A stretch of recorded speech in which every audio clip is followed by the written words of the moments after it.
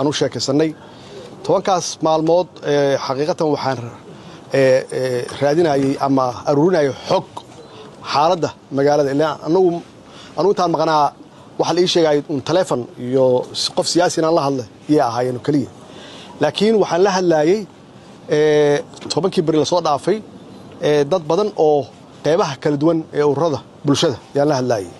hadday yihiin dhalinyaro hadday yihiin haween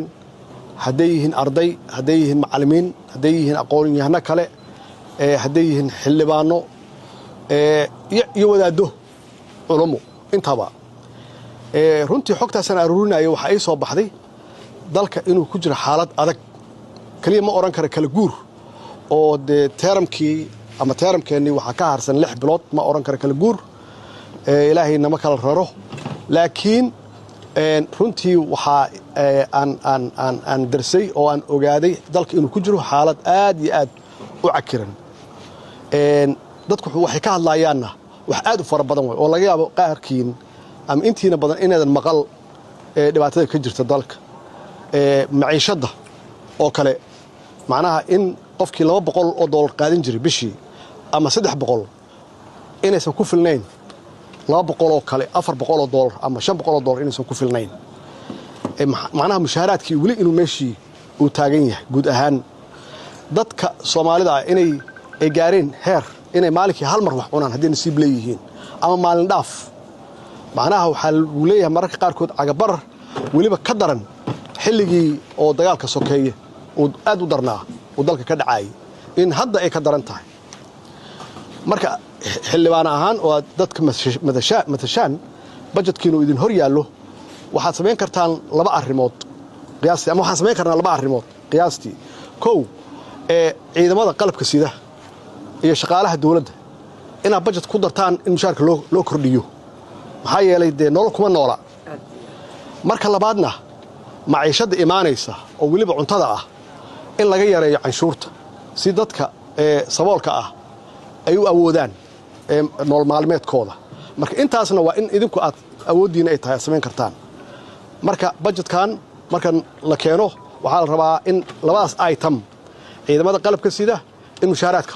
loo badiyo maxaa yeelay 3 sano ee barkii la soo dhaafay waxba looguma darin mushaar shaqaalaha dawladda sidaas oo kale marka taas waa mid waay barakacinta iyada naftigeeda waa la kulmay gudiyadii dadkii matalayay magaalada laga barakiciyay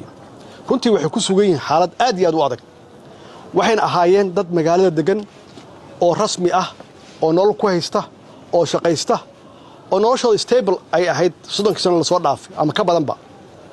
laakiin hadda meel ay nolol ka raadiyaan ma haystaan runtii mas'uuliyad yaa naga saaran sidaas darteed inaan barashar ku saarno dawladda dadkaas masaakiinta ah oo aan matalno in intaas aan dhib kale loogu darin dawladdu waajibaadkeeda waxaa ka mid ah inkastoo aan maqlaayay dad mas'uuliyiin ah inay lahaayeen dawladda mas'uuliyad laguma laha hadday tahay waxbarasho iyo caafimaad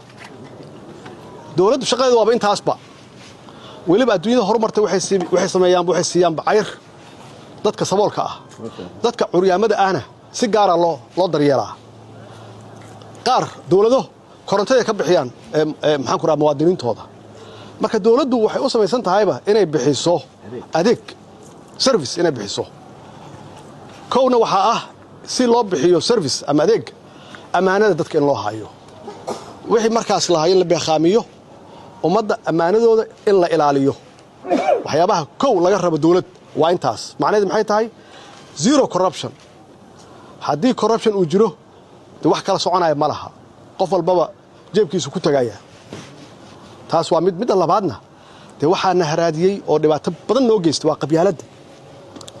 oo runtii 25 sano laga soo bilaabo xilliga carta ilaa hadda aan la kici la'anahay iyada naftigeeda waxaa loo baahan yahay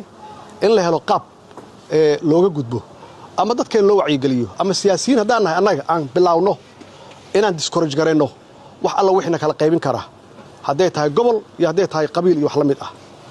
marka sidaas daraaddeed runtii shaqo badan ayaa noo taalla waxaase ugu daran oo kale idinka waxaa laga yaabaa maqal xaaladaha dhalinyarada ka jira daraag badan in dalka soo galo